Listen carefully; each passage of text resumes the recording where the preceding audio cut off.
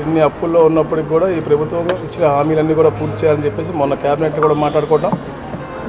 గతంలో ఎలాగైతే పెన్షన్లు పెంచడం చరిత్రలో ఏ రాష్ట్రంలో కూడా లేని విధంగా పెన్షన్లు 4,000 నుంచి 16,000 రూపాయల దాకా ఇస్తూ ఉన్నారు. అత్యధికంగా 63 లక్షల మందికి ఇస్తూ ఉన్నారు. చరిత్రలో ఇంత అమౌంట్ కూడా ఎవరు ఏ గవర్నమెంట్ కూడా వెచ్చించట్లేదు, అంత ఇస్తూ ఉన్నారు. అన్న క్యాంటీన్ చెప్పినట్టుగా ఇచ్చాము, డిఎస్సి ఇచ్చాము, 20 లక్షల ఉద్యోగాలు ఏదైతే చెప్పామో ఆల్రెడీగా 4 లక్షల నుంచి 5 లక్షల ఉద్యోగాలు కల్పన విధంగా ఇండస్ట్రీస్ ఏర్పాటు చేస్తూ ఉన్నాం. దాంతోపాటు డిఎస్సి కూడా ఇస్తూ ఉన్నాం.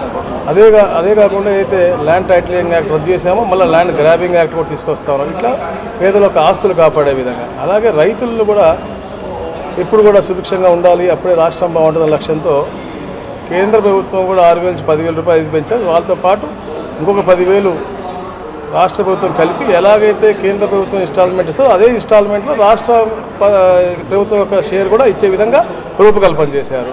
అలాగే తల్లికి వందనం చెప్పారు, అది కూడా తప్పకుండా ఈ నెక్స్ట్ మే కల్లా అది ఇచ్చే ఏర్పాటు చేస్తూ ఉన్నారు. ఇంత లోటు బడ్జెట్ ఉన్నప్పటికీ కూడా తప్పకుండా ప్రజలకు ఇచ్చిన హామీలన్నీ పూర్తి చేయాలని లక్ష్యంతోనే ఈ ప్రభుత్వం పనిచేస్తూ ఉంది.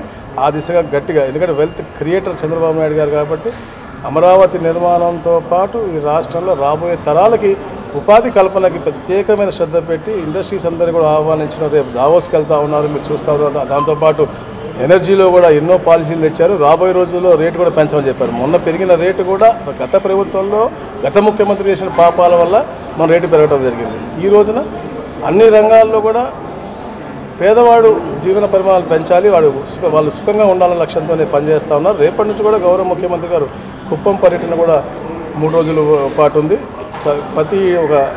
ఒక పైలట్ ప్రాజెక్ట్గా సౌర విద్యుత్తుని వాడే విధంగా గ్రామాలని అభివృద్ధి చేసే దిశగా, అంటే సోలార్ ఎనర్జీని రకరకాల సోర్సెస్ ఆఫ్ ఎనర్జీ ఉంటుంది, సోలార్ ఉంటుంది, మనకి విండ్ పవర్ ఉంది, హైడ్రోల్ ఉంది, అన్ని రకరకాలు ఉన్నాయి. అన్నీ కూడా నూతనమైనటువంటి టెక్నాలజీతో రకరకాల ఇన్వెస్ట్మెంట్ చేస్తాము. దాంట్లో కూడా మనం కూడా వాడుకుంటూ అంటే గ్రామస్తులకు కూడా ఉపయోగపడే విధంగా ఈ సోలార్ కాలనీస్ ఏర్పాటు చేస్తూ ఉన్నారు. దాంట్లో భాగంగా రేపటి 3 రోజులు వస్తూ ఉన్నారు.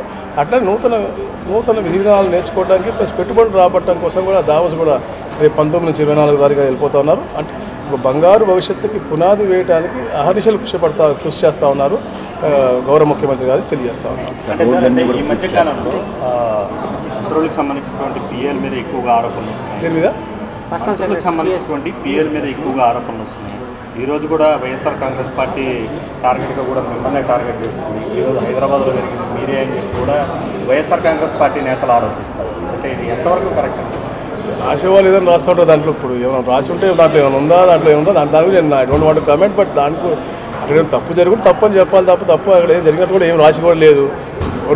లైఫ్ స్టైల్ గురించి వాళ్ళు రాస్తూ ఉంటారు, వాళ్ళకి నచ్చకపోతే రాసి ఉంటారు తప్ప దాంట్లో మన లైఫ్ స్టైల్ దాంట్లో తప్ప ప్రభుత్వానికి చెడ్డ పేరు వచ్చే పని కానీ లేకపోతే వ్యక్తిగతంగా మాకు చెడ్డ పేరు వచ్చే పని కానీ మా వాళ్ళకి వచ్చే పని కూడా ఇప్పుడు మేము చేయం కాబట్టి దాని గురించి ఆలోచన లేదు.